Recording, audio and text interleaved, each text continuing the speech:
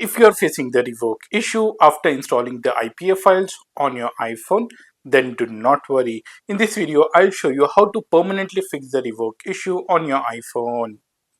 The first step is to install FleckStore. I made a dedicated video on how to download and install FleckStore on your iPhone.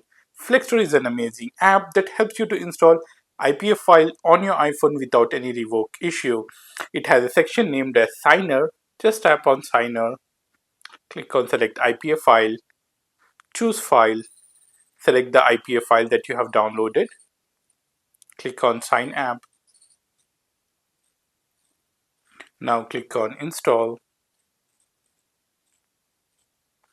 and this will start installing the IPA file on your iPhone. So this will fix the revoke issue on your iPhone. So that's it about the video, guys. For more videos like this, subscribe to iOS Droids.